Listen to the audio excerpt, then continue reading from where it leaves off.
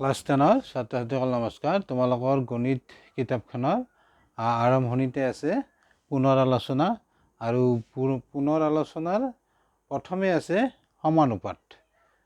তোমালোকে সমানুপাত জনাৰ আগতে অনুপাত জানিব লাগিব। ইয়াৰ আগৰ ভিডিঅ'ত মই তোমালোকক অনুপাতনো কি বুজাই দিছোঁ। আজি মই তোমালোকক সমানুপাতৰ ধাৰণা বুজাই দিম। চোৱা,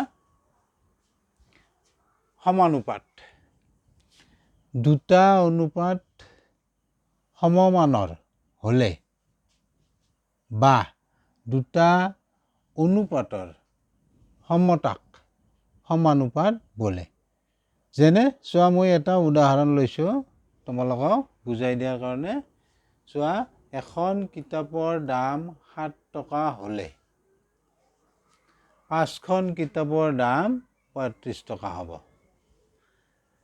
চোৱা, এতিয়া কিতাপৰ সংখ্যা এখনৰ ঠাইত 5খন হ'ল।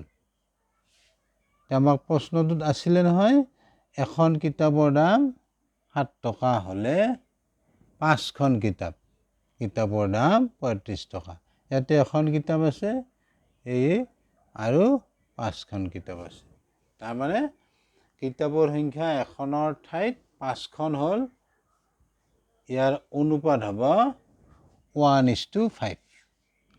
হ'লা বুজি? কিতাপৰ সংখ্যাৰ অনুপাত 1:5। এতিয়া কিতাপৰ মূল্যৰ অনুপাত, অৰ্থাৎ চোৱা, দাম 7 টকাৰ ঠাইত 35 টকা হ'ল। ইয়াৰ অনুপাত কিতাপৰ মূল্যৰ অনুপাত চোৱা 7:35।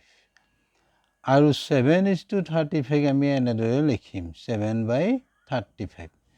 এতিয়া এইটো কাটাকাটি কৰিবা। 7ৰে 7ক কাটিলে তুমি এবাৰ পাবা, 7ৰে তুমি 35ক কাটা 5বাৰ পাবা, 1/5। আৰু 1/5ক আমি এনেকৈ লিখিব পাৰোঁ 1:5। এইটো কিয় কৰিলোঁ? আমি লঘিষ্ঠ অনুপাতক সদায় তুমি লঘিষ্ঠ আকাৰলৈ নিব লাগিব। পালা।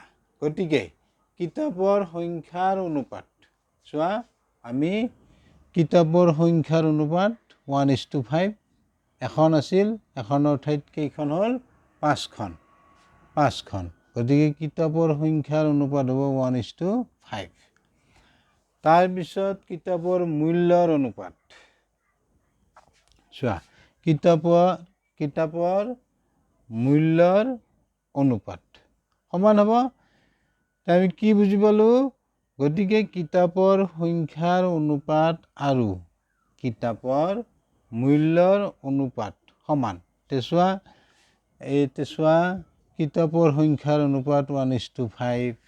তাৰপিছত কিতাপৰ মূল্যৰ অনুপাত কি পালা? 1/5 সমান। এইটো আমি লিখিব পাৰোঁ এনেকৈ 1:5। কিতাপৰ মূল্যৰ অনুপাত 1:5, কিতাপৰ সংখ্যাৰ অনুপাতো 1:5, দুয়োটা সমান হ'ল। গতিকে আমি ক'ব পাৰিম, অৰ্থাৎ আমি এইটো পালোঁ। চোৱা, 1:5 = 7:35। ই এটা সমানুপাত বা ই এটা সমানুপাত গঠন কৰিছে। বুজি পালা নিশ্চয়? নাইবা আমি এনেকৈ চাব পাৰোঁ। চোৱা, 4:8। এটিৰ পৰা তুমি পাবা 4/8 সমান কি হ'ব? 1/2 হ'লা। নেক্সট এটা তুমি চাব পাৰা, চাব পাৰিবা তুমি 16:32 কি পাবা? এইখিনিত দেখাই দিছোঁ 16:32। ইয়াক লিখিব পাৰিবা তুমি 16/32 সমান, এইটো কাটিবা 1, ইয়াকটো 1/2 2 তে আমি কি বুজি পালো ইয়াৰ পৰা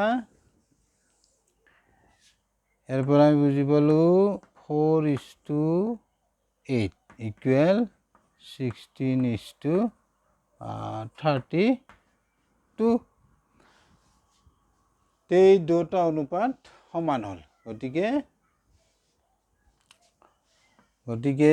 4 8 16 32 এই সংখ্যা চাৰিটাই এটা সমানুপাত গঠন কৰিব হলা বুজি আৰু বুজি পালানে নাই কমেন্টত জনাবা থ্যাংক ইউ বাই বাই